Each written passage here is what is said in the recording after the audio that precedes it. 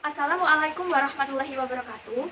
Yang saya hormati Bapak Muhammad Taufik Dwi Kurniawan selaku dosen pembimbing mata kuliah pembelajaran coding untuk sekolah dasar dan juga teman-teman mahasiswa-mahasiswi Universitas Negeri Yogyakarta Program Studi Pendidikan Guru Sekolah Dasar tahun 2020.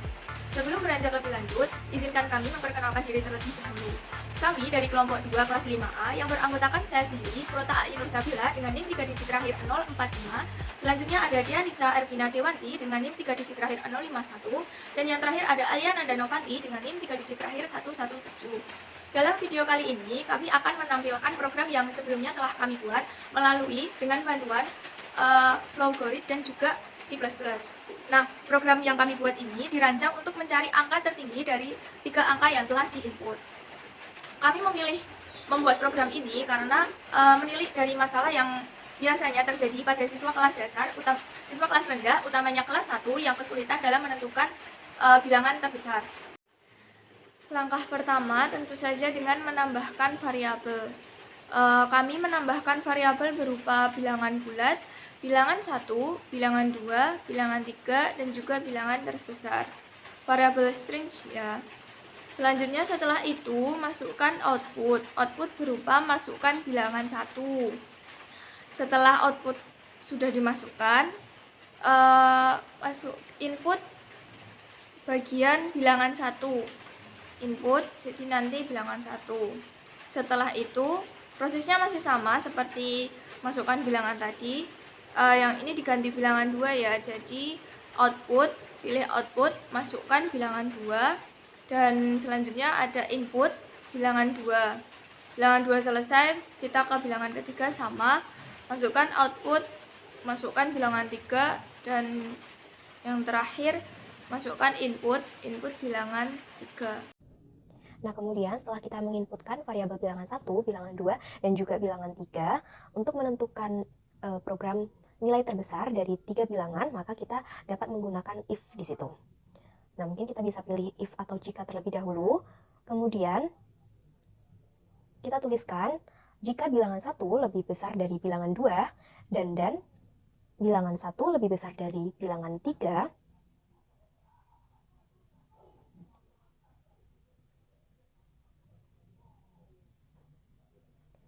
nah, apabila pernyataan tersebut itu benar, maka kita berikan assign atau penugasan. Kemudian kita isikan di penugasan atau assign tersebut dengan mengubah variabel terbesar dengan bilangan 1. Nah, kemudian apabila yang tadi itu salah, artinya bilangan 1 itu kan bukan bilangan yang terbesar, maka pengandaiannya atau if-nya itu antara bilangan 2 atau bilangan 3 yang terbesar. Maka kita tuliskan di situ, kita buat if lagi, kemudian kita tuliskan jika bilangan 2 lebih besar dari bilangan 3, apabila jawabannya tersebut benar, maka kita berikan penugasan atau assign dengan mengisikan variabel terbesar, kita ubah dengan bilangan 2.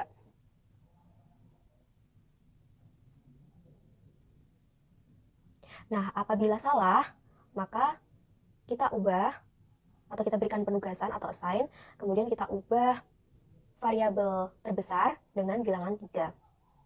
Nah, kemudian di akhir kita berikan output,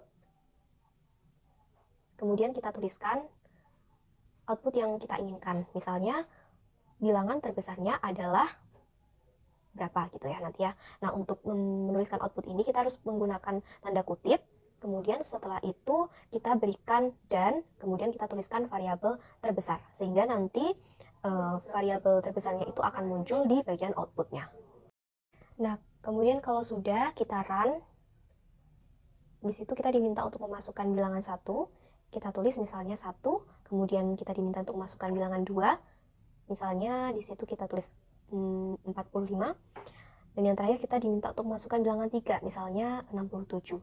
Nah, di situ di programnya tertampilkan bahwa bilangan terbesarnya yaitu 67. Berarti benar ya, antara 1, 45, dan 67, bilangan yang terbesar itu adalah 67. Baiklah, kami akan menjelaskan tentang prosedur pembuatan C++ sendiri, yang mana pembuatan ini merupakan solusi dari rumusan masalah dari program yang telah kami buat.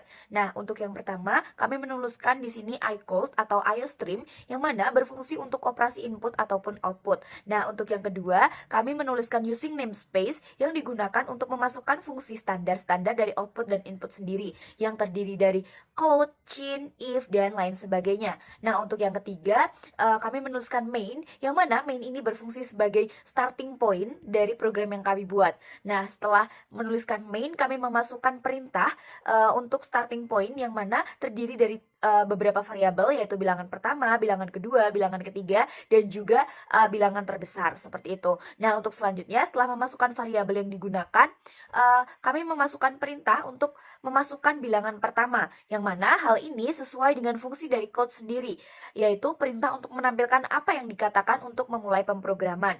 Nah, untuk selanjutnya, fungsi yang kami gunakan adalah cin, yang mana cin ini berfungsi untuk memperingati dan juga menerima output atau data dari user. Nah, setelah berulang kali dilakukan, yaitu memasukkan cin dan code yang mana bergantian antara bilangan 1 dengan bilangan 2, setelah itu bilangan ketiga, kita memasukkan pola if, yang mana if ini dirumuskan dalam bahasa pemrograman yang sama, kemudian memasukkan fungsi if atau jika yang sesuai dengan perintah yang kita lakukan. Nah, setelah memasukkan fungsi if ini, diakhiri dengan return, yang mana return ini berfungsi sebagai pengembalian nilai kepada main ataupun utama. Cukup sekian presentasi dari kami mengenai program flowcard yang digunakan untuk mengurutkan 3 jenis bilangan mulai dari yang terbesar. Kurang dan lebihnya kami mohon maaf. Wassalamualaikum warahmatullahi wabarakatuh.